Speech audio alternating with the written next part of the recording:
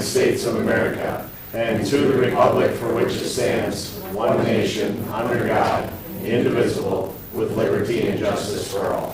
Thank you. Teresa, please take the roll. Okay, Mayor Jones. Here. Horn. Here. Bowen. Here. Behrens. Here. Mattson. Here. Keel. Here. And Das is absent with notice. All right. Do we have any additions or changes to the agenda for tonight's meeting? Motion to approve agenda. Second. Any discussion? Hearing none, we'll vote. Mattson. Yes. Bowen. Yes. Horn. Yes. Keel. Yes. Behrens. Yes. How about for the minutes from the 2/4/25 meeting?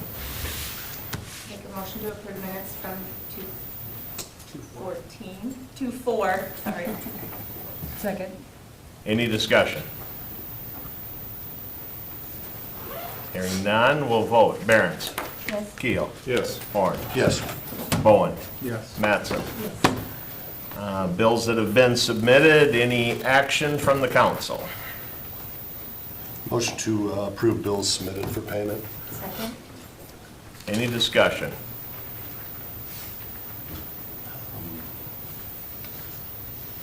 Thought I had something. Oh, it's not coming to mind. All right. Hearing none, we'll vote. Mattson. Yes. Bowen. Yes. Horn. Yes. Keel. Yes. Behrens. Yes. All right, you guys are all here, I'm assuming, for our topic coming up at 7:05, but is there anybody else that would like to address the council on any other topics that are not on the agenda?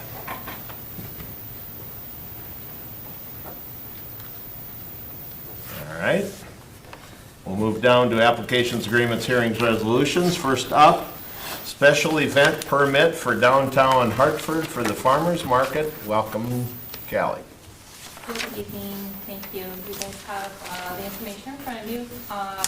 This year, we are choosing to do it again on the last Thursday of the month, instead of the first Thursday, just because we are running up against 4th of July and Sturgis Week and things like that. So we're sticking with the last Thursday of the month. We'll start in May, go through September.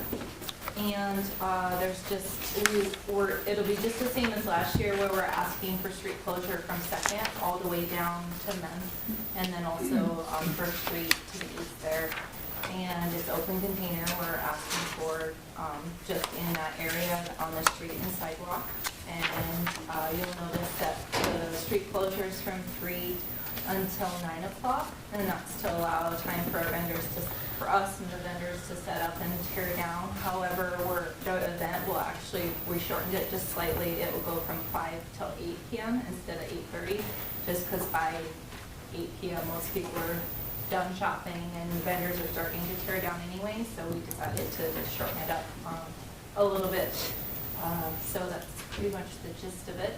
If you have any questions, I'm happy to answer them. This is your 7th year? Is it? Wow. I don't think so. 6th, maybe. Yeah. I think it says, oh, this is the same application that the council's approved for 6 years, so this is this year. Yeah. Any thoughts on doing more? We get asked that every year. As much as we would love to, it's a lot to coordinate for our volunteers, and it's difficult to get more volunteers. I'm sure you can imagine to help out with that. We've talked about options and opportunities for that, but probably not this season. But we're open to ideas and suggestions. I thought I'd just give you a hard time about that, so I know he's pushing. It's fine, yeah. We think about it every year. I haven't hardly asked. Recently. I haven't hardly asked recently, yeah. I'll make a motion to approve a special event application for downtown Hartford, Inc. for the farmers market. Second. Any other discussion? I can't remember if I put on there, but we would like to use garbage cans again. You guys are really good about allowing that. And And then also, we haven't quite confirmed or talked about it, but it's been really popular, that last event, to be able to paint the plow. Oh, Kids yeah. have really Oh, yeah. loved that activity, Yeah. and so I'm sorry I forgot to include that, so that might be an option. And we'll reach out just to confirm that that's something the group wants to do, but those were a couple things I forgot to add on. Well, we really appreciate everything you guys do. So we had a motion and a second. Anything else? If not, we'll vote. Behrens. Yes. Keel. Yes. Horn. Yes. Bowen. Yes. Mattson. Yes. Thank you, Callie. Thank you, we appreciate it. You have a wonderful market. All right, 7:05 on the dot on my phone. We'll move to the public hearing on Resolution 2025-3. This is a resolution of necessity for Western Avenue Improvement Project. Teresa, you just want to give a little background?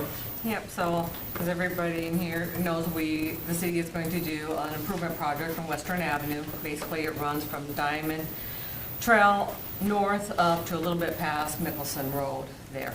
The improvement will basically change the current two-way lane into a three-way lane with a center turning lane, and then at the intersection, turning lanes there as well. We will have basically a bike trail on the east side and a sidewalk on the west side. So with any street improvements or improvements that the city makes, basically we have a policy, an assessment policy that allows us to assess the adjoining property owners. And we've done this in the past. It's mostly been in residential districts, and when the city has received a petition from those adjoining property owners asking for the improvement. But our assessment policy allows the city to basically assess $250 a linear foot, up to $250 a linear foot for these projects. It's been discussed a couple times by the council, that assessment directly, we vaguely have talked about in our funding scenario back last summer, but the last couple of meetings we've talked about it, and basically that is what has led us to this meeting tonight. At the last meeting, the council discussed about possibly assessing. Nothing has been passed yet. That is what this public hearing is for. In order for us to basically put an assessment on any project, we have to have a public hearing and hear comments from the public, and then it's be up to the council's decision of whether they want to move ahead with the assessment or not. So this is our public hearing meeting for you guys to voice any opinions you have.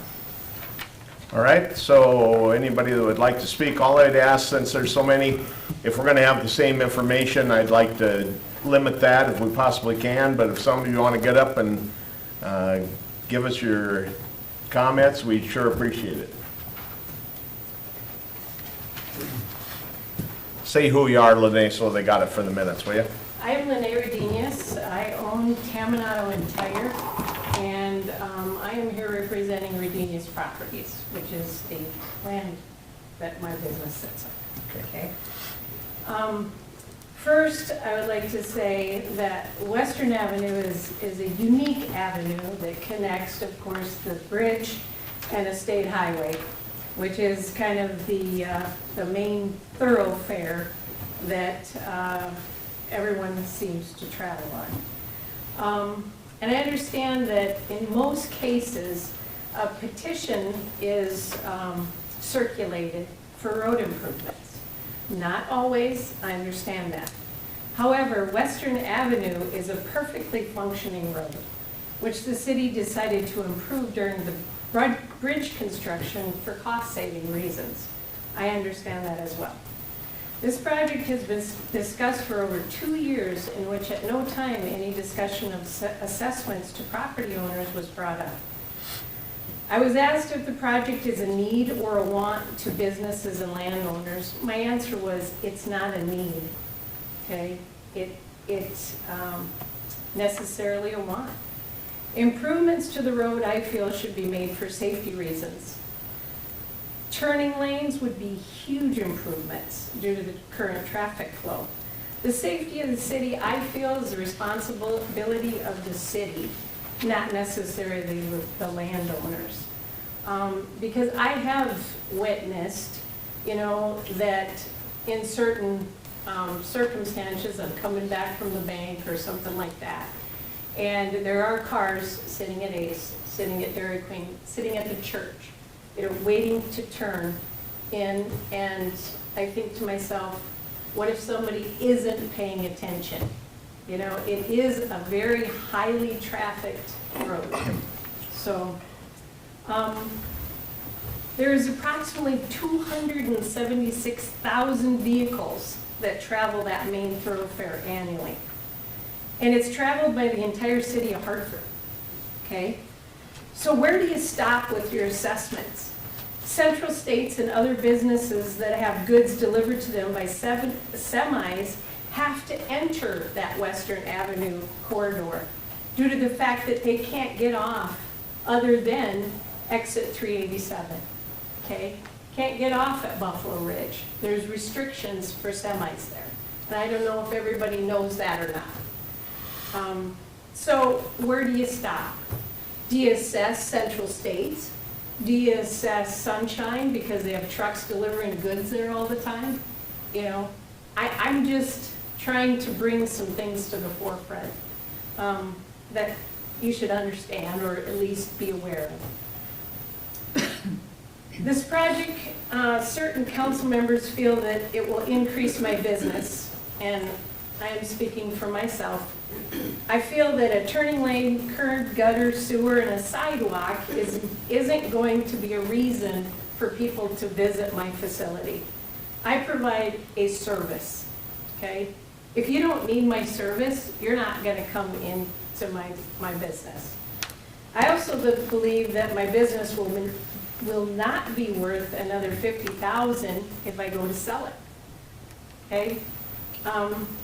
Not to even mention the 8 to potentially a year, because we always kind of understand that projects go longer than anticipated, loss of revenues to my business. I have to sustain that, and then the next year potentially pay $79,000 if I go on a 10-year program at a 10% interest at the county level. My son purchased a house on Vandemark, and shortly after that, he was asked to sign a petition for improvements of Vandemark, which was a gravel road, okay? They put in curb, gutter, sewer, and a sidewalk. He was assessed $10,000. He came to me and he said, "Mom, I just bought this house. I gotta pay $10,000 now for this road improvement." And you know what my answer was? "Son, you will get it back on your house when you sell it. You will." I was convinced of that. I'm not convinced of that on this project for my business. Craig Wagner, I went back and I watched some videos. At one of the councils, he's referred to the fact that the project is not taking a gravel road and making it an urban street. That he felt that landowners should not be assessed because of that reason. When I look at the business being assessed versus residential property, my answer is that the business brings tax revenue into the community, 2%. And I feel that I am doing the best I can to support the city in many different ways. I was the first person to start the chamber because I felt that small businesses needed a voice in the community. And I held every position in that chamber. And then I had to focus on my business. And because I was a new business owner and I needed to do that. Diamond Trail Project.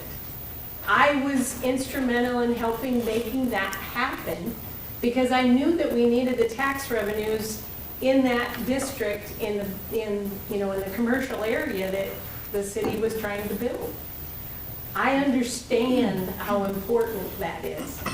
But on the flip side, I guess, I also feel that 2% should be used for infrastructure, and the residential areas, they don't do that sales tax. And also I understand that business owners pay a higher tax, than any residential resident.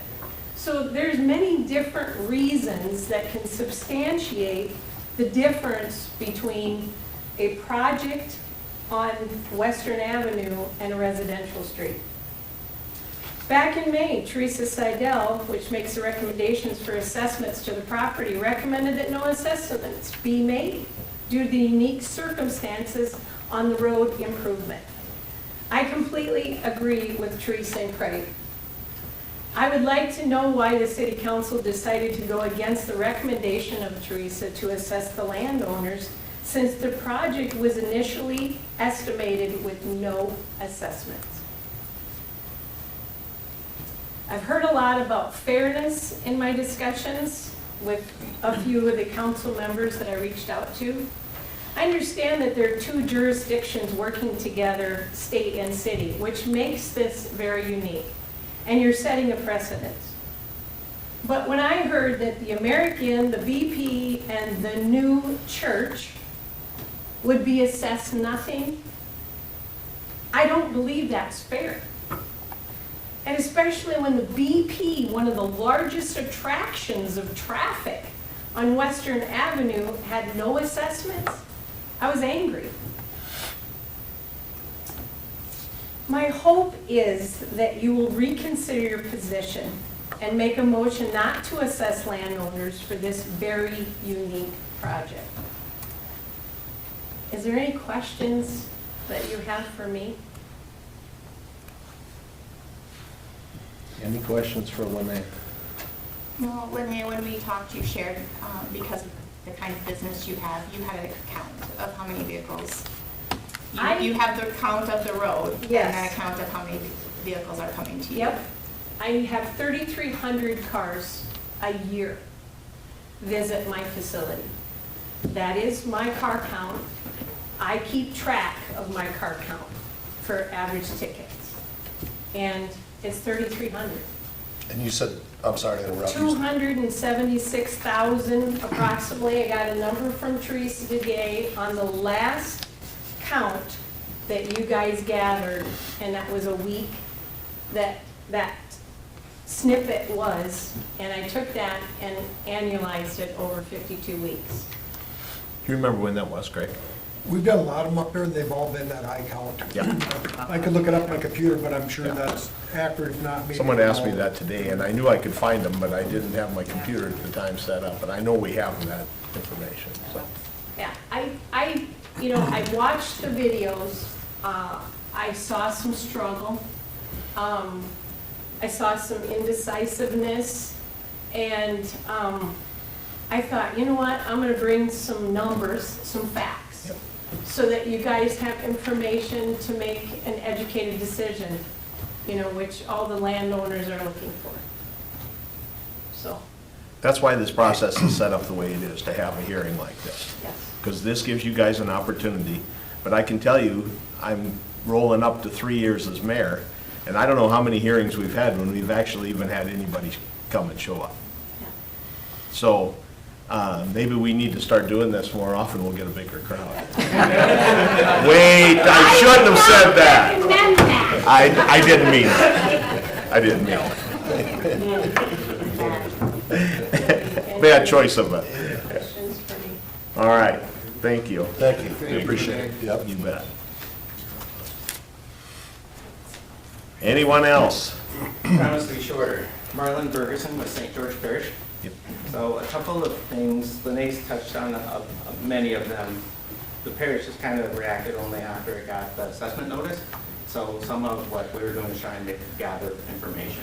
So I don't want to in any way project that I know all the history or anything like that. There's really 2 points I would make. And the first one has to ask to look at the lineal footage that the landowner parish is being charged, based on the fact that about half of that is transition. About half of it is the full street, but the transition will be removed and replaced at the next phase if that ever happens. If it doesn't happen, we're paying the full assessment, if there is an assessment, on something that's not the full value of the street. The city section stops at about 160 feet or so, and then the rest of it is just a tie-in to get you back to the rural section. So I don't know that in the fair and equitable part that really should be assessed, because it's going to be removed if in fact it happens. So that would be the first thing. The second thing is more of a question on how the decision or the process works to assess this particular project. Having done some development in Sioux Falls, arterial streets are paid for by the city based on the fact that they move traffic past your business versus into your business. And so the interior streets are assessed. We developed the property that by Jefferson High School. We did not pay for Marion Road, but we paid for Terry, which is on the other side. So that would be the request, and I'd ask you to kind of look at what is the consistent, normal way of how you do that. Right. Thanks. Thank you. Thank you. Anyone else? Hello, my name is Greg Niederauer. I'm one of the owners of the Ace Hardware store here in town. Our company currently has 6 stores, Del Rapids, Hartford, Brandon, Harrisburg, Lenox, and T. Hartford is our newest store, opening in spring of 2021. We employ over 20 Hartford residents at our store here in town. Our company has endured 3 major road construction projects in other towns in the last 10 years. Del Rapids, T, and most recently in Harrisburg, which finished up last year. None of these projects were we assessed. I think in just a short amount of research and some help from some counsel, I figured out some of the reasons why. I don't mean to be repetitive if you guys know all this stuff, but South Dakota Codified Law, Section 94376 states that municipality can make special assessments for local improvements if the property being assessed receives special benefit that is specific to that property. If the project is general in nature, then the cost of the project cannot be assessed to the adjacent property. Sections 943, 78, and 79 both state that the governing body needs to first make an investigation to determine the amount of special need being received. And then the amount of special assessment cannot exceed that amount of special benefits the property owner is receiving. Determining whether this project confers a special benefit requires finding the assessed property receives a benefit above and beyond and differing from the benefit enjoyed by the general public. A special benefit must be actual, physical, and material, not merely speculative or conjunctural. It appears the city has not made this investigation that I know of to determine the amount of special benefit that adjacent properties will be receiving. Besides classifying the improvements as local, the city has not stated how the assessed properties are receiving benefit as above and beyond, differing from the benefit enjoyed by the general public. At the moment, it appears the city has just speculated that because the project is adjacent to the properties, they should be able to allocate a portion of the costs to the property owners without first determining that those owners will receive the benefit above and beyond, differing from the general public. It's my opinion that this investigation would be a waste of time for the city, time and money, as it would fail to reveal a special benefit. As stated previously, we've gone through these in the past, and our sales go down. Sales taxes returned to you guys go down. It's all part of doing business still. But special assessment on top of that, in my opinion, bites the hand of fees. The city moves forward with this without proof of special benefits to the property owners that likely lead to more time and expense and probable legal battles that other property owners have indicated would proceed. We were here early into the city of Hartford's Western Avenue economic expansion endeavors, and we plan to be strong partners going forward. Thank you guys all for your time. Any questions for me? Any questions for Greg? Thank you. Thank you. Thank you.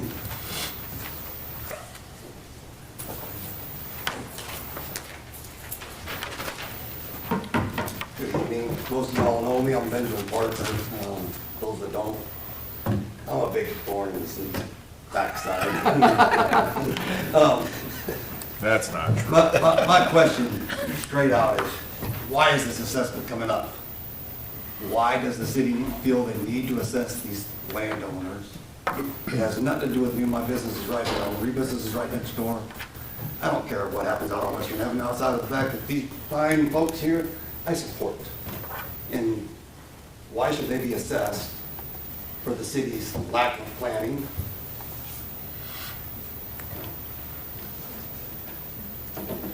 I don't know that it was a lack of planning. Well, what's the need for the $660,000?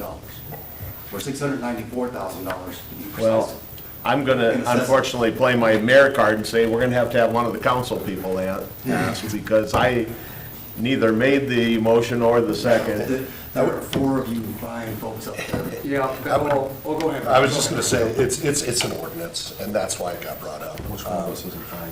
And, what's that? So there's 4 of us fine, folks. Yeah. Which one of us isn't fine?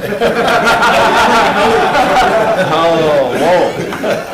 Maybe he meant me. Let's just say he meant me. I'm trying to leave the newbies out Oh, I a little bit, see. but Brian's not really new because he was on council before. Quit so, digging. You know, I would say it is an ordinance, and that's why it was brought up.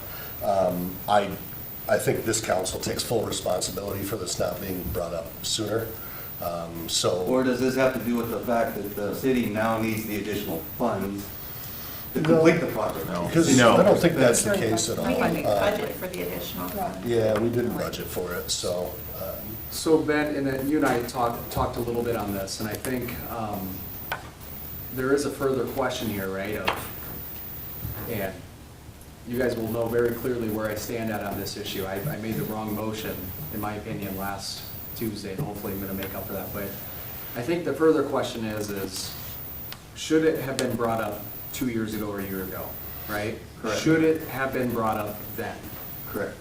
And at that point in time, I was very vocal with the council on everything that was going on within the city, because I was at every meeting for I For think 2.5 the simple years. answer to the why is it will come up every time we put in a new street, and it should because it's an ordinance. That's why it First came thing up. though should have been the petition though, before this assessment was even brought up.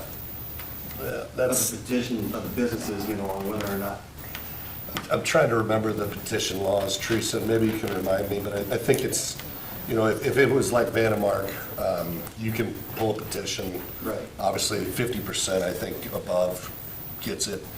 Right. There is a way that a council, if I'm not mistaken, can do Improvement that. can be done by petition where landowners ask for the improvement, so then you come to the council, say we'd like this improvement, and they decide whether they want to do the project or not. This, or it could be done by the city seeing the need to do a project, which is in this case, because we didn't get a petition from the landowner. We saw the need to make improvements for better traffic flow, safety reasons. We knew the state was doing a project. It made sense to do it. So the city brought forth the project. The petition is one of the ways. It's one of the ways, yes. Right, it's Yes. not the only way, but well. That's the why. And I think it should come up, regardless of what the decision is. I mean, if we have an ordinance about assessing new streets, I think it should be discussed. I think with every project, however it comes up, And we do. council needs to have the discussion, do you assess or do you not? We're And kind that's- of at the bottom of the ninth inning though, I think, because the state's putting it out to bid here next month. As are we, and we can do the project either way, According to what I read, the state's accepting all bids on our behalf. on the city's behalf. So the city's pretty much going to have no say in which contractor the No. state chooses. That's not true. They'll separate it out. So someone will win the state. If it's somebody different, We don't have to they'll accept our separate our portion. portion out. So, or somebody will get the both, and that actually almost be the ideal scenario, I would think. But yeah, they'll separate it out if they need to, so, yeah. We know what a part of the costs are. It's not just a big match. And we don't have to accept it. All right. Anything else you want to ask, Benjamin? Well, that'd be it for the moment, All right. till later. Thank you, Ben.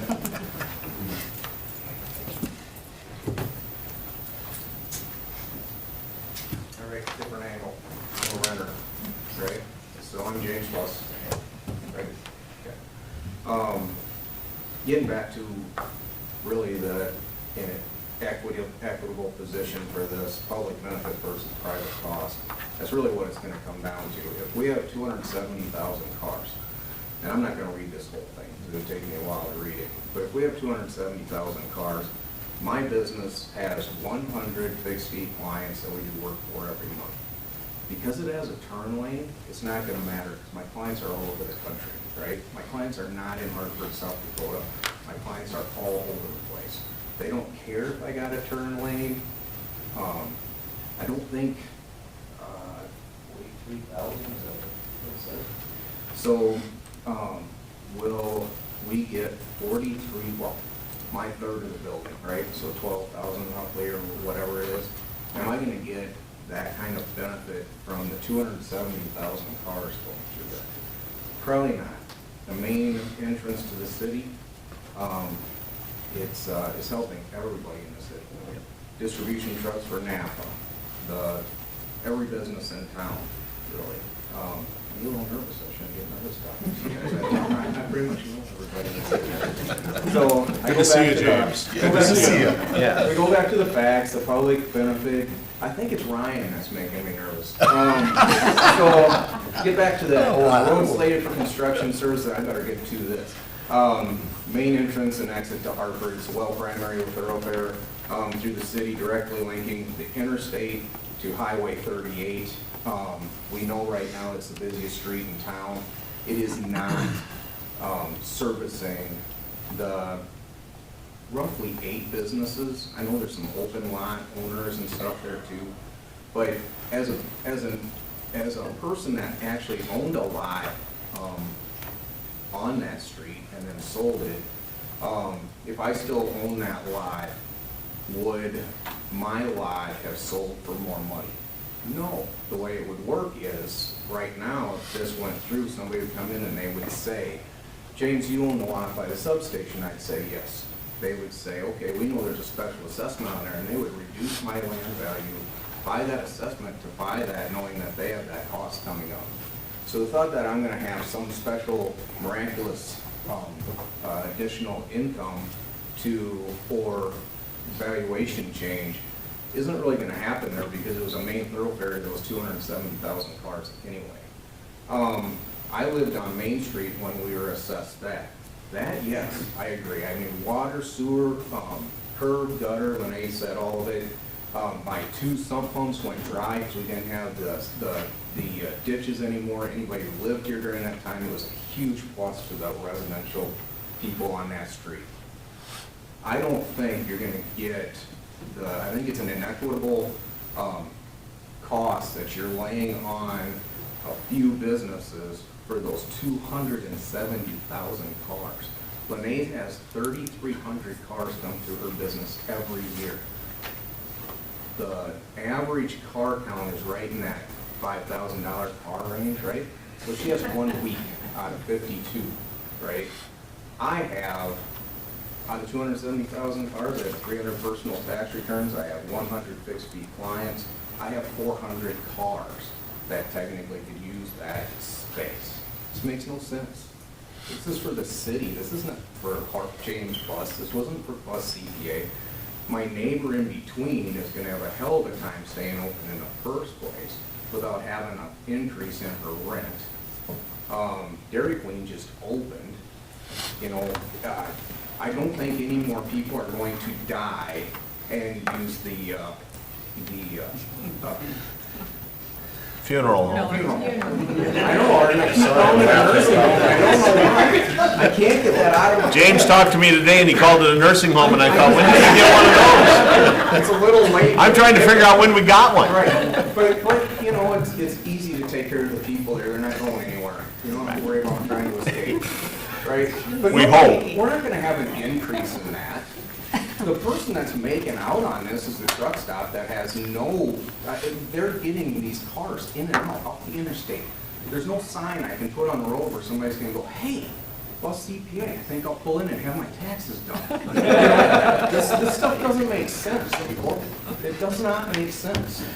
To your point too, James, you also kind of have a frontage road there, I would say, on that property. I don't see where a third lane necessarily is going to drive more traffic into that building, to an extent, No. but yes. yeah. I don't think so. Plus that little access road, that maintenance falls on the owners of that property. And I think you're gonna see a lot of traffic going down that road. They say, oh, we're gonna loop them around to the west and come around black. No, that isn't gonna happen. They're gonna take our access road to get through. You're probably right. They'll cheat, if they can use that to cheat, they'll cheat. The other side of this too is there's 2 streets that lead back into that whole area back in the commercial area, right? 2 streets, right? Both of those streets are accessed from this road, right? So, yes, we have frontage on that road, but there's a lot of people that are getting access to this town, these businesses, these lots. So, I don't know, I just think you guys need to think about, as ChatGPT put it, our public benefit versus our private cost, right? So, I mean, I'm not. It's really hard to argue with Chad. And the precedent for future assessments. Yep. So my question is if eventually we have to widen out all the way to Highway 38 and we set this precedent, what happens then to all the people that are along there that are also not, there isn't a business along there that's gonna benefit from a turn lane that they don't already have their customer base already, right? So, I don't know, I'm not gonna get into laws and stuff because I didn't wake up as an attorney this morning. I know we have one in the room, but I just think we need to think about what the public benefit is. And I agree with you, you have to look at it on every project, but then you have to look at and weigh out who's getting the benefit out of this. Well, I'm gonna, sorry to interrupt, I'm just gonna disagree with you on one point. Your math's a little wrong. Lene has 3,300 people that come through there. That's 1.2%. It takes 4.3 days. So, I did not do your math's a little wrong. I did not figure it out. But I was a little lower on my car count than she was, so I still heard 272 because I had 5,300 cars a week. So I was only at 260, so. All right. Thank you, James. Thank you. Anyone else? Mr. Olson. Howdy, I'm B.J. Olson, owner of Fitfo LLC. I own a piece of ground that James used to own that's just south of the substation that's bare and currently for sale, and that's what kind of throws a wrench into my whole plan, because now whoever buys that is looking at an assessment that is currently almost 50% of what its tax assessed value is. So the math on my side is completely upside down. So I'm real curious just to see how this all plays out, because it has a huge financial impact to me and zero upside. So that's all I have to say. No, that's fine. Thank you. Thank you. Thank you for your email. Yeah. Thank you as well.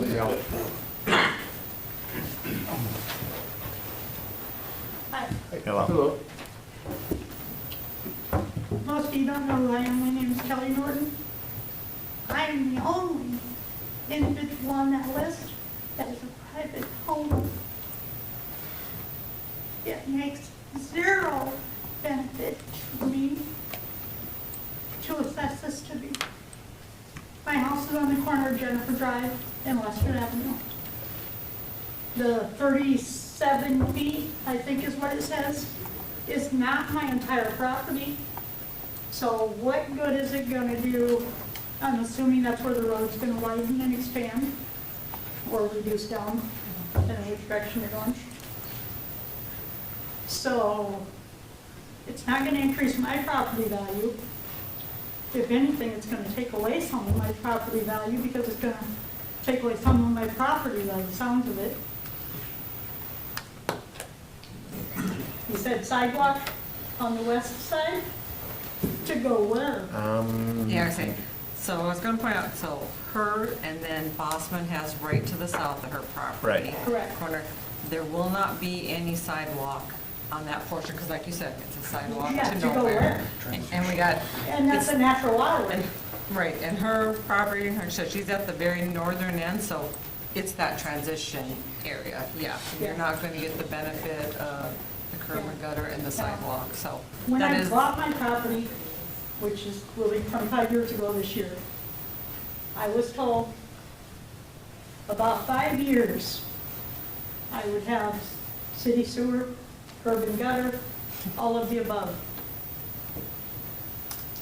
That was 20 years, that 5 years was up 20 years ago. In all honesty, at this point, I don't want city sewer. I don't want city curb and gutter. At this point, I've already put a new septic tank in. Why would I want to have to pay for city sewer on top of it and all of the water treatment, everything? My water bill's half of what somebody with city sewer is. So, at this point, I have enough property line. If you wanted to do Jennifer Drive, me and my neighbor would outvote it anyway. That part would at least add value to my property if we did it though. So to go up 37 feet into, and I'm kind of guesstimating here, I think it's about 80 feet on that end of my yard, maybe 90. Makes no sense. It basically is talking up to where the telephone pole is. What would I actually be paying for it? No benefit at all. And like I said, mine's the only residential property affected. Now, at least with a business, it's a business expense that eventually can be written off. Yes, it's going to affect them all greatly. I totally get that. But I would see zero benefit from any of it. So. All right. Any questions? Any questions for Kelly? Thank you. Thank you. Thank you, Kelly. I'm sorry, I've got to go. All right. Thanks for coming, Thank you, Lonnie. everyone. Thanks, Lonnie. Good luck. Thanks. All right, anybody else want to speak? If not, go ahead, Doc. I'm Nikki Stephenson. I'm with Doc Mix Flowers and Gifts. I'm probably one of your tiniest businesses in town, one of the very few that does retail. And to most people, a flower shop, gift shop is non-essential. So if I wasn't open for operations one day, nobody would get too excited. Until someone in your family dies, and I can't get to my shop to get your flowers for your loved one. Until the bride's getting married, I can't get into my shop to get the flowers for the wedding. If you make your wife mad and you can't pick her up flowers, that's on you. What I'm here to say is that I operate on this big, on this teeny tiny part. And knowing that I'm going to lose 25% of my business the year that you do the bridge, I'm trying to figure out how I'm going to pedal through that. I'm not a business owner. This assessment's not coming to me, but I'm a renter and I pay property tax. So those will both go up. I can't do both. I won't be here. And I at the last meeting, I asked Teresa, I asked you, Mayor, what options are there for me? Are there grant options? Are there small interest loans? Even something I can look to try to get through this year? And you both said there's no options for that. So I want to know why, as a renter, should I keep my business here in Hartford? And if I can, how I'm going to manage it from both sides. So my perspective is, yes, I'm little, I'm non-essential, but I can't take both hits. And my business will close or it will go elsewhere. So I just would like that to be taken into consideration. Well, we sure like to hear, because I like to pick up flowers for my wife once in a while. I better say that on the camera so they can see that. You're the one that gets in trouble? Anybody else have anything? Yep. Oh, I'm sorry, yeah, excuse me. Hello, George Ham. I guess I don't have a business out there. I'm here as more of a concerned citizen. Yep. Hartford is one of the highest tax towns in the state of South Dakota, if not the highest. That's hard enough to swallow, but now some of our good businesses, first off, let me say, I've asked mayors, council members, what can we do to help our tax base? And they always say, bring in more business, okay? Now, we're in a situation that several of our good businesses are facing an assessment that probably won't break any of them, but except Dairy Queen probably can't take it. So it's probably not a real fair assessment. Our church, we can have fundraisers, we can spread it over a whole congregation and survive it. These other guys don't have that. So they're going to be in real trouble. Now, the real point of my concern is we want business. But if we do this to our businessmen now, we assess them for community projects, for improvement. Who in their right mind is gonna move a business to Hartford? I mean, when they know these assessments are very possible. They're gonna find somewhere else, out of town, somewhere. It just concerns me for the future of our city because I really want more businesses in town. That's it. Thank you. Appreciate your comments.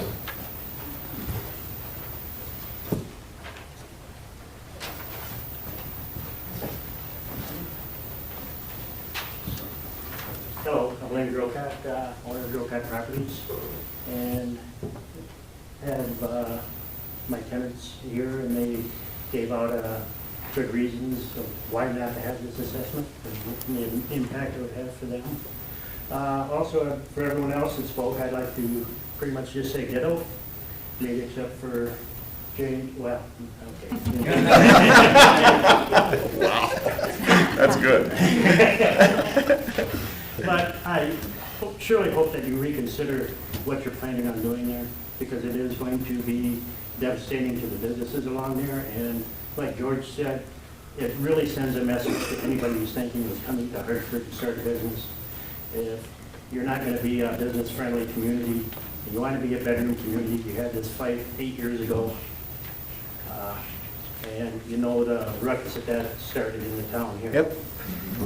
And I really think it's great to watch out for the rooftops in the bedroom type community if you want, but you've got to have supporting businesses in this community. And I don't know, and the other points that were made about the state laws, and I think you really should consider those, deeply research them, because there's a lot of fine points there. The other thing I'd like to say is that you really shouldn't underestimate the benefit that you do get from businesses in here with the sales tax. Commercial businesses are taxed at a higher rate on property tax that comes back to the state, county, and city. So it's apples to oranges as far as comparing it on equity basis to putting this against a homeowner as far as it is to a business. So, I think maybe I'm the last one of the Good. businesses here to talk, but. Well, not good, good. I don't mean that good. I don't mean that. And, or Sounded wrong. if you want more people in here, maybe start with trivia. Oh, yeah. I love trivia. We're going tomorrow night, in fact. Thank you. Thank you. Thank you. All right. Council, anything you'd like to add? So just in kind of my research, dealing with, multiple engineers in a previous life, I made some calls and it seems like this assessment towards businesses is kind of going away in this area. Ace mentioned they've been through a few road improvements and not had one yet. What I've been told from a few of them was a lot of these ordinances are, if Western was, say, a gravel road, and we wanted to get it up to, say, even we wanted to do 4 lanes right there. A lot of the towns are saying, okay, no, the gravel road, let's get it to 2 lanes, and that's the assessment for that property, for those adjoining properties, because it's an improvement to get it paved. Now, if we did the extra 4 lanes, that wouldn't be on those adjoining properties. Now, I struggle with the fact that, I think someone mentioned it, that, yeah, we're gonna take it to 3 lanes this time, but what happens in 10, 20 years when we go to 4 lanes? We're just gonna tack you on a bill then, I think that's a dangerous slope, so. So I don't know if anybody else has anything to add to that, but Can I make, that's kind of where I'm at, so. can I make a couple points? You guys let me Go ahead, talk Mayor. once in a while? Go ahead, Mayor. I want to talk about something that George made the comment on taxes.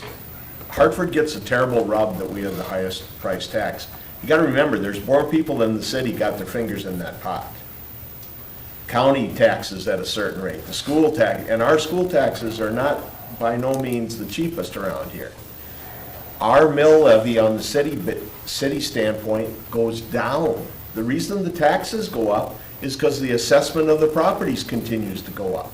We drop, because by law, we can only assess at a certain mill levy.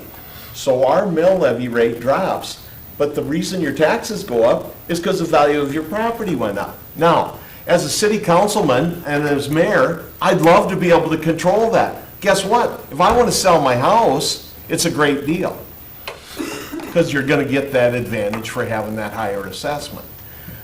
I wish I could combat the rub that we're the highest price taxes around, because it's not, the city takes that hit, and I'll take it. These guys know I love taking hits on things. But it's not, sometimes it's unfounded, okay? That's all I'll say. Next thing, I think, Lane, you said, optics. I would say, and I would venture that the council knows how I stood on this. I was not necessarily in favor of this deal, but guess what? I don't get a vote and I don't get to make a motion. I think I told some of you that while we were having conversations this week. But I am a firm believer in optics. I think that this would send a terrible message. I don't want to see that happen.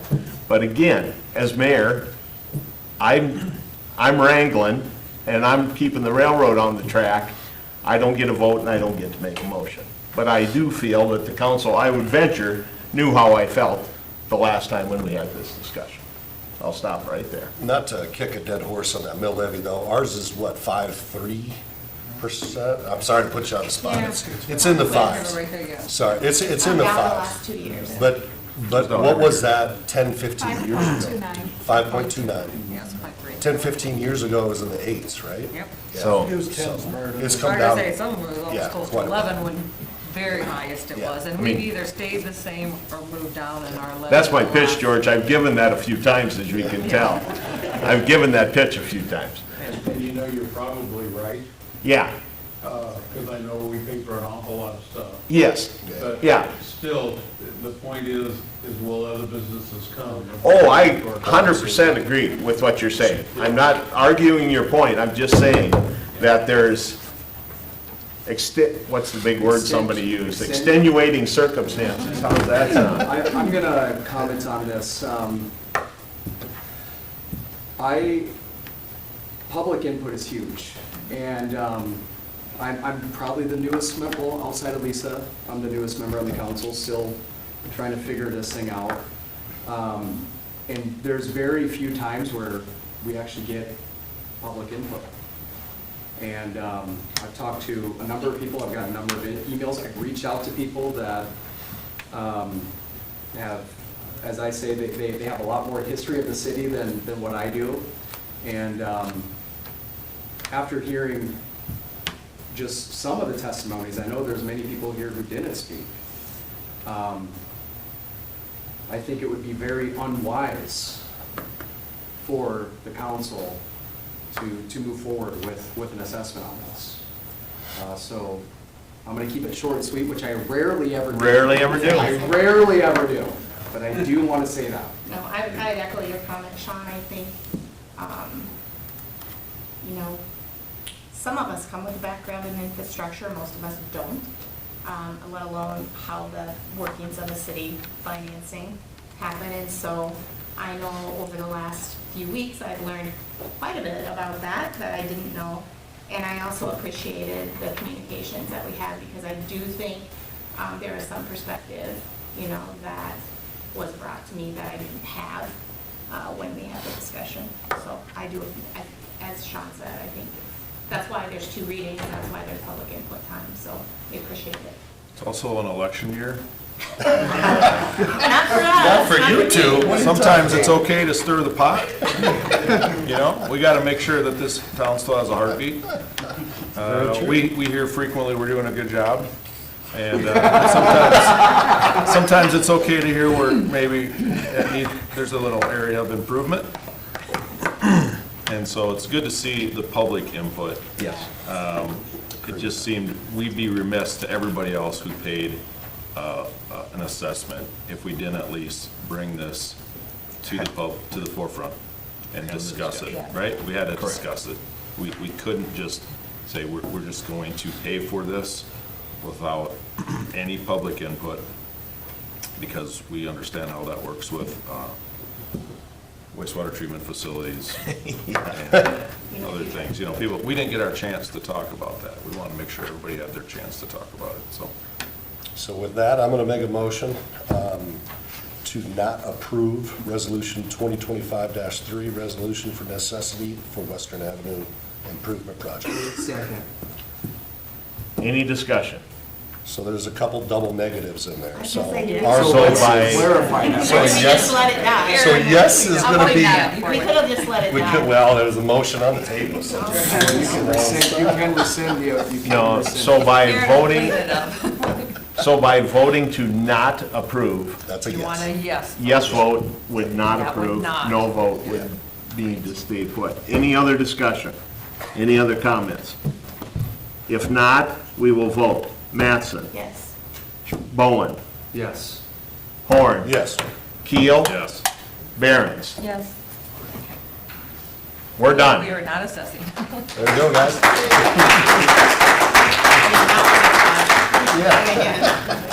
Hey, we Truly. got a lot of meeting left, you guys can hang around. We need this input. Fun's just getting started, Yeah, we need guys. this Some input. people say it's just like warm milk. It'll put you right to sleep. Thank you for taking time out of your, Thank you, really. We do appreciate it. Come again. Yes. we talk about a lot of funner stuff. Yeah, exactly.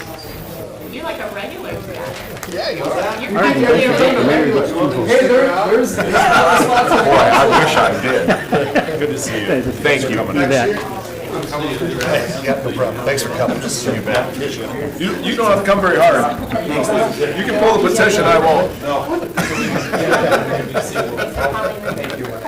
Hey, Scott. Thank you for your comment. Thank you. Thank you. Very well put together. Appreciate your input. See, no, Scotty. Your info at Hartford Chamber SD email doesn't work. That's Wynn's old one. Yeah, and the phone number on the invoice is also Wynn's. So, I gotta call you directly? Pretty much. Okay. Do you have my information? I know where to find you. You do? I got it. I have I like- can get it to him. I have like 4 different business cards I could give you. I'll take one. Whichever one you want me to call. Yes. Yes, right. All right. Thank you. All right, thanks, you guys. Thanks, Scotty. Thanks, everybody. All right, let's move on. We got second reading of Ordinance 761 to amend Municipal Ordinance 430. This is the animal fines and fees.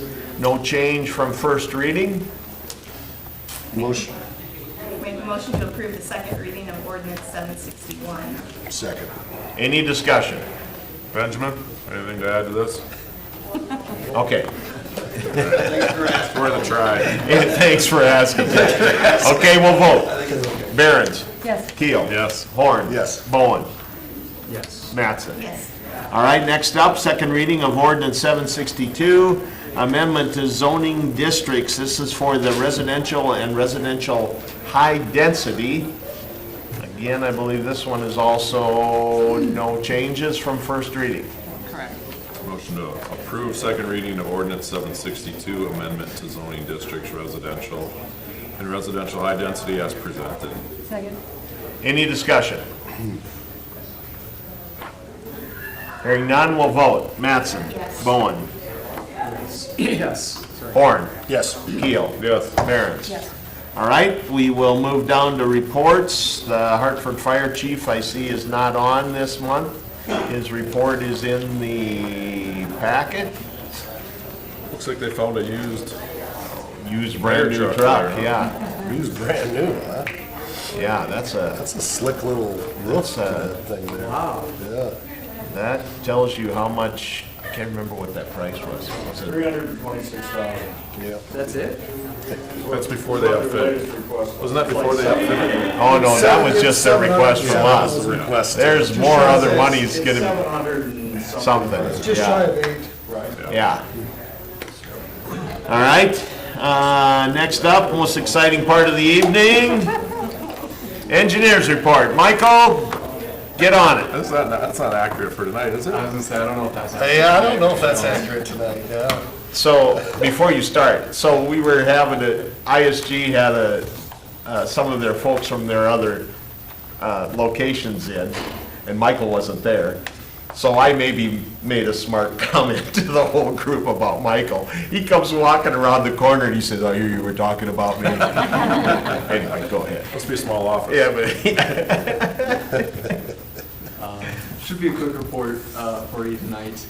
Continue to review plans as they come in for various developments throughout town. On project updates, not much at the Water Resource Recovery Facility. A lot of the outdoor stuff, as you can imagine, is very slow this week due to the weather. And then just waiting on some equipment to continue the process mechanical piping on the interior of the operations building. Will that ladder on the north side of the facility, is that permanent? It has been no 3 months. Check for you. It just seems like it's gonna invite I don't think it's- somebody to get on the roof. No, it's temporary? It's not permanent. Oh, good. That just looks like Oh, trouble. good. That just looks like trouble, Okay. especially, a lot of traffic going by, Well, teenagers. Makes a north good side deer between stand. the building Huh? and. Makes a good deer stand. Right, absolutely. Or, there's other things. By the, coming toward on the interstate side? Oh, I On the never even interstate noticed side. that. I must never come by there. It's orange, it sticks out like a sore thumb. All right. What else you got, Michael? Moving on to Western Avenue, as noted, the project is out for bid. Currently bids, it does bid March 5th. And there's been a couple of questions that we've been responding to as necessary on the plans. One thing to note is Craig and I met with Sioux Valley Energy last week. In the past, they had installed and paid for the cost of lighting along city projects. They indicated to us that that is no longer the case along highways, and so lighting will need to be designed and added to the construction on the city end. So we are working to get that added to the plans and make sure it's added to the project. So, Along with that, they won't do the maintenance on them either anymore. Yeah. Do you think that's something, Craig, we should have them come to a meeting and just address the whole council and talk about that, or is it? I mean, they could give their explanation. They ran into this a couple of years ago, or last year in Humboldt, and then also in Brandon, yeah, on those projects, and they decided that they didn't want to, if it's on a highway, they don't want to be involved with them. They're saying no to A everybody. lot more liability. Yeah, everybody in their area, yeah. They're gonna say no to If it's a highway light, basically what they're saying is they're gonna honor our contract that we have on Highway 38 with those 17 lights there, Okay. as far as maintenance. But anything going forwards, like over here on the Colton Road and Highway 38, they'll still bring the power to it, but they're gonna set a meter there, and we'll be paying a monthly charge on them. And then any maintenance, we'll have to hire a company to come in and do it, so. I've got I got two. I'm gonna circle back really quick to the wastewater thing. I own a dryer vent cleaning business. We clean dryer vents, okay? That makes sense. That makes sense, right? Yep. Can you you got those together? Good, that's great So- marketing. So, and this is just something that I'm just kind of thinking about. So like when I rent, we have to rent boom lifts, okay? 85-foot boom lifts, we're cleaning an apartment complex. Every day I have that boom lift sitting on a project, I get charged a daily rate. And it's not, and it's pretty darn expensive. So just out of curiosity, and Justin, you might have to hop in here, because I think they had is it a crane truck or something over there? How does that work into the bid? Are we, right, because we're paying, the taxpayers are paying for that.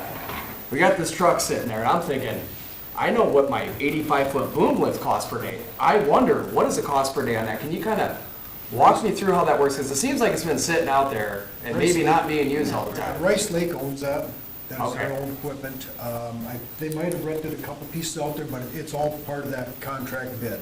Oh, I know it's part of the contract, but So to Craig's point, like firms like Rice Lake that are going to be using equipment like that quite frequently, they will own it for the most part. Okay. And, in all reality, for the winter storage, we have a nice site out there to store material, Okay. our equipment through the winter. you know, they can sit there, they can get the Rice Lake logo, get the highway, you know, brand, and we have a nice yard there. They have a couple other projects that will get going in the area here. So instead of mobilizing that to say XYZ other project location, leave it here for a little bit, ship it out to the nearest project. Perfect. Yeah. Thank you. I think the only time that would really come into play is if like there's a change order, like the cobble under 38, where they have to get another piece of equipment, right? I mean, otherwise it's always under that bid umbrella. Yeah. But going to like the far other spectrum on it, Sean, maybe for your awareness, if they were renting equipment, that would go on the bid. And if they were planning to rent it and just leave it sitting there and not getting anything done on it, it's a high unlikelihood that they'd be a little bit competitive for that project for all public bid requirements. Okay. And then one more quick question, just with, and those people left really quick, obviously. So I know and this is on the Western Avenue, so I'm sorry, but now I'm on topic here, Mayor. Okay. So I know that you guys, or Justin, maybe Michael, you too, you guys have had meetings with those people on Western Avenue. And those have been going on for probably a few months or maybe longer than that. My gears just kind of turning on this as I talked to a few of them on the phone, obviously, as you can imagine. What is like the general consensus? And Teresa, because I know you've been in those meetings too, would you say that all of those business owners are like, yes, we need this road? Or is it, yes, we want or it's? I think it's either one. Is it? Just fine. I just want like a I just want like, what's the consensus of those people on the practicality of it? When this project got brought up, the businesses didn't know anything about it. They didn't know that the interstate interchange was getting redone. It got brought to the city, and we thought this is a perfect time, because it was on our CIP to redo Western Avenue. It wasn't in this position. It was probably 2030. But since 2025, the state was gonna do that. They're gonna have that tore up, that area disturbed. It made perfect sense to bring it in. So the businesses didn't even know that this was an option out there coming forward to move ahead with this project. Until when? Until like probably a year after it got brought up, even that they were talking about doing it. Yeah, when did we show them the first plans? A year ago? I didn't spend more than a year. I mean, I don't think that's the question. The question is, do they want the road? I would say in those meetings, I don't think anybody's like jumping for joy, understanding that we're gonna have the road blown out for. But I heard whole a year. couple of them I mentioned think safety. I think they understand that it is Generally generally concerned for the safety in our community, I don't think but it not their was business. a need, because they have a road, but they all understood, yeah, it would be nice, it's an improvement. I mean, they do understand that part of it, that it's gonna improve traffic flow, safety. I think they do understand that it is a good improvement, and although they don't want it tore up for a year, it made sense that we're doing a construction with the bridge. I think they totally understood the need for the project and, you know, why we're doing it.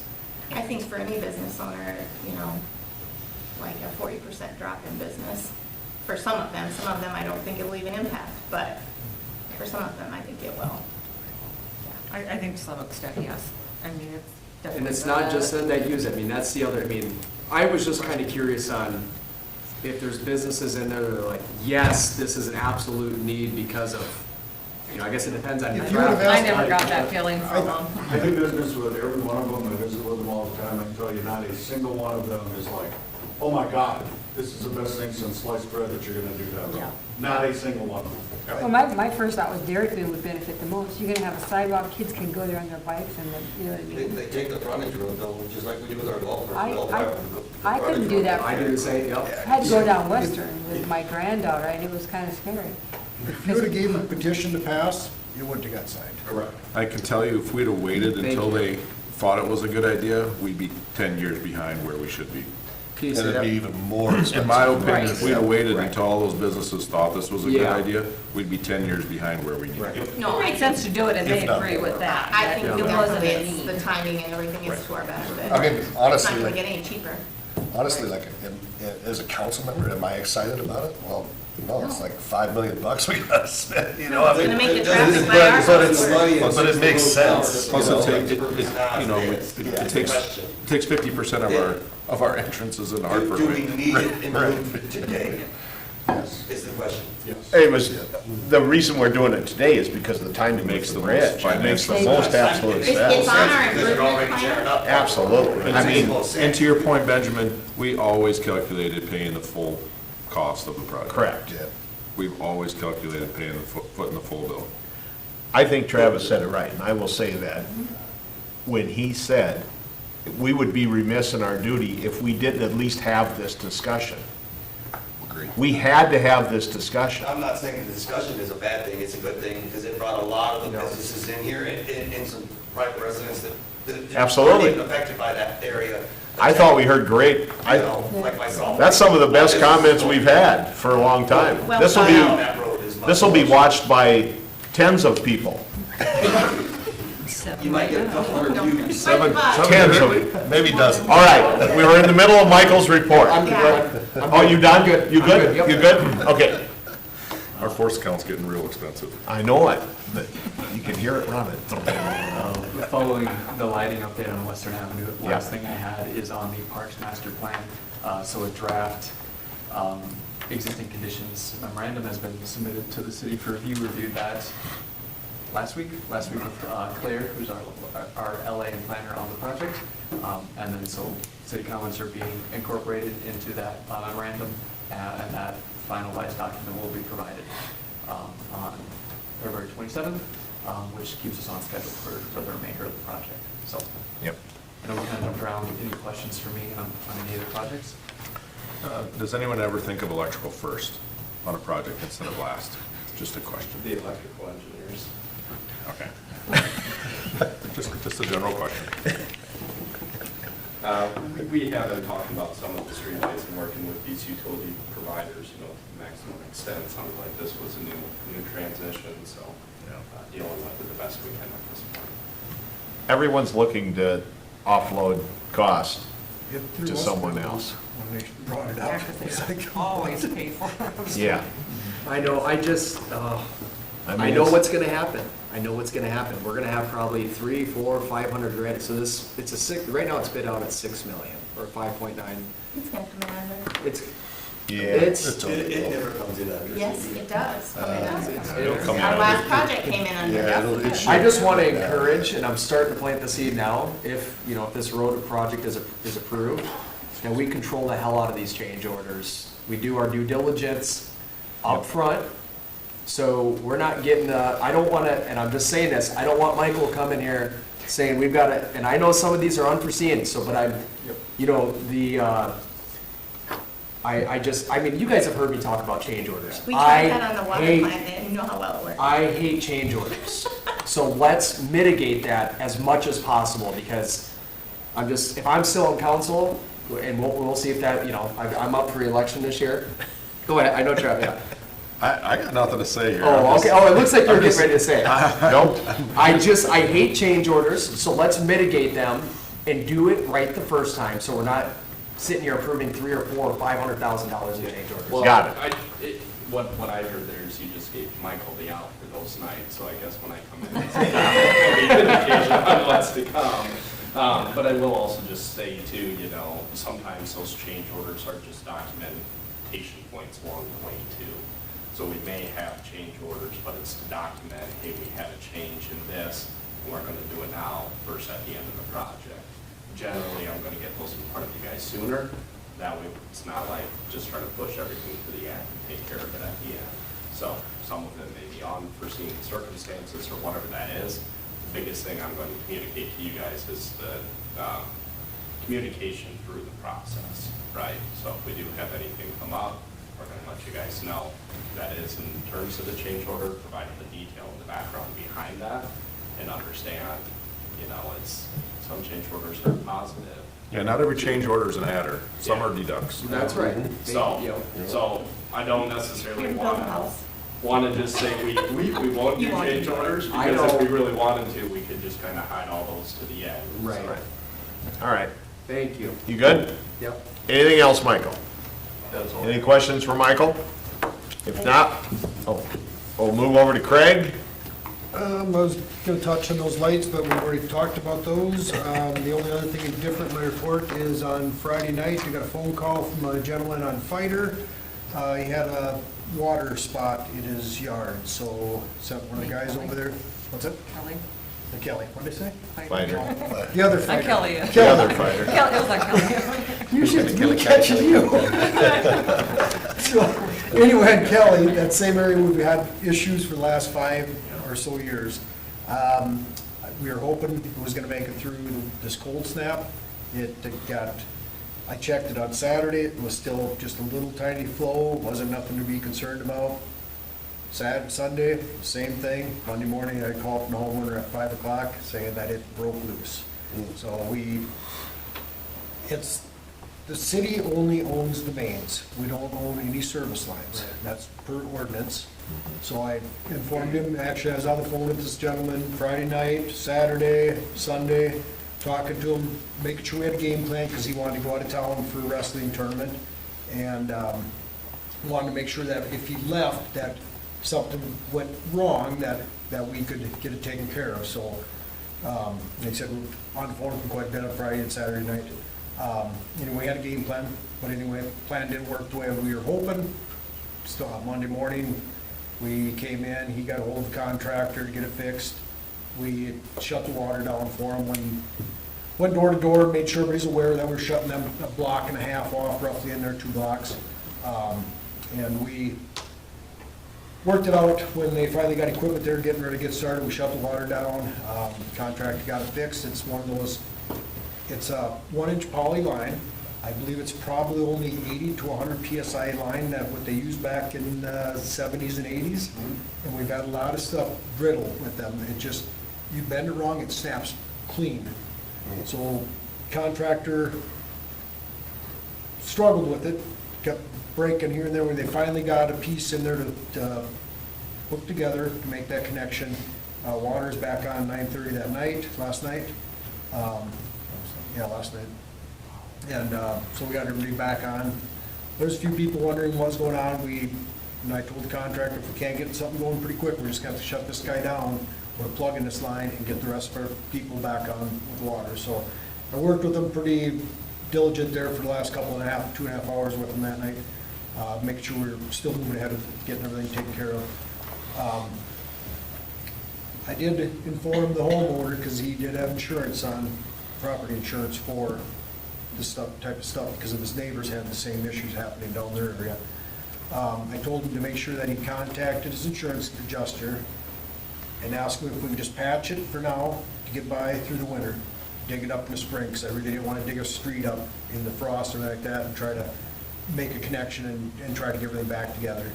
So he did talk to him, and it sounds like we'll be digging it, the homeowner will be having it dug up in the spring sometime, if it makes it that long, and then get a new piece of plastic put all the way up to the house. So How can we proactively, I mean, it's not my ward, but I think we need to get those folks on Kelly together.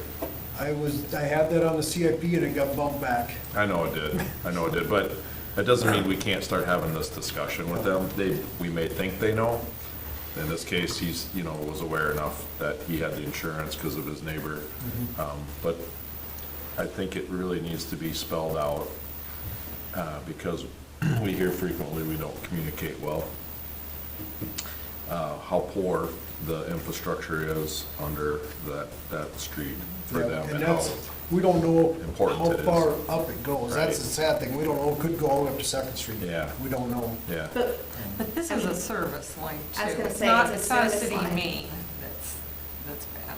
Yeah, It's that's true. service lines that That's are true. breaking. The street isn't, but that area is an area of improvement, right? To your point, it's on our CIP. All them service How lines do when they're put we, in. how do we share with them that there's an expense coming? And they can be proactive, they can circulate a petition, and they could say, we want our street improved, or they can just wait until we say, hey, we're doing it, and we're gonna assess you X, Y, and Z. What do you think is the right way to do this? Because really, we'd be assessing them for going on to their, right? Because They we're gonna they do don't have this curb deal. and gutter, right? They don't have curb and gutter. But we're gonna wanna put new pipe in all the way to their house, We correct? want to look at the water main itself and probably put a new main in that whole thing. Yep. Some of Yep. that's clay sewer, so you're gonna have to redo the sewer. Right. The drainage is a nightmare up there. Terrible up there. That's the Yep. biggest thing. We've had this discussion up there before That's the on that best, range up that's the there. best thing that would come out of that is curb and gutter would, should Well, I dramatically think they'd all improve. like it. It Yeah. just, it's gonna be a huge expense. Oh, that Correct, is good. correct, exactly. And it's not gonna get any cheaper, No, it's not. so. Okay. I will say though to Craig, I mean, I'd heard this through the grapevine today, actually. So that's why we live in a small town is, you know, Craig can handle these types of things and he does a good job at it. So thank you for that. No, we didn't answer my question. How do we proactively? Oh, sorry, I thought we were done. One thing, Craig, we could probably go on the service line accounts for all the inventories on lead and service to try to identify. We've got, the whole area is PVC, but that's the problem. We don't know. I know the developer that did it, Yep. he built most of the houses, but did the service line get put in, and from the house to there, is it a different plastic? So we have absolutely no idea what's underneath the street. So you'd have to figure worst case scenario, it's gonna be from everybody's house. Everybody's house. Yeah. There's like 6 or 7 that have been done. Sure. And they all know that they need to go all the way to the main to take care of the problem, and it's just gonna break again. So we know we've got them, but we don't know if it stops where the valve's at halfway down Kelly, or if it goes all the way to Second Street. But I also think if they're on our improvement plan, like, should we tell them they're on the improvement plan? I've told quite a few of them out there different times, because they've asked me during these situations, I said, it's on the CIP, I just don't know where it's gonna happen at. Well, Maybe a simple letter. in Scott the, Nels? in the same vein as community input, if they would choose to circulate their own petition, I mean, that would maybe help us prioritize that project. Isn't this the same kind of issue as the old pipes, like in Munt Avenue, that kind of? Month's been all redone, so anytime that the city did a water project, we automatically put new service line from the main, at least to the curb stop. Yeah, just to the curb though. Yep. So all those houses though are still have the old, Yep, to the house. or some of them still got lead up there and that.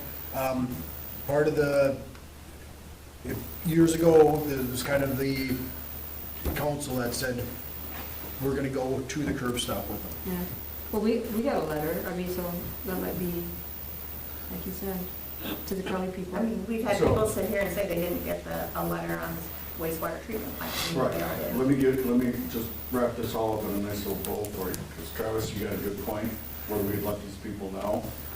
Cindy, you're making about, they didn't get a letter about this. Sean, you sent a letter, Lisa sent a letter. Obviously, everybody in the neighborhood knows there was a problem, because their water was off for what, 12 hours? Oh, longer than that. No, about 9.5. Okay. Oh, okay. Their water was off for a good chunk of the day, so everybody in the neighborhood knows there was a problem. Yeah. So this is the perfect time to make a list of the area that you think it would be affected by this and needs to be done. And send out a letter, invite them all to a public meeting, have them sit down at the public meeting and say, here's what we have identified as the problems, here are some of the solutions, here's the city's timeline, here's the ways you can go about it. But right now, because everybody's water was turned off, is a good time to say, we know there's a problem, and we'd like to get you all together. Yeah, and the If you ones, send out the letter when nothing happened, nobody pays any attention to the letter. Right. They all were out of water, you send it out now, they're all gonna show up to your meeting. So, the Certified ones that we letters? had the ones that we shut down. yeah, just regular. You think so? The homeowners that we shut down, that were home, as soon as we walked up to the door, they said, how long is it gonna be off for? They already knew. Because they went through it for the last 5 years. Yeah. Somebody's broke. Yeah. But I think that's, Yep. I mean, how do you handle it, Travis, is send out a letter and have a meeting. Set up a meeting and invite those people into that meeting and talk about it.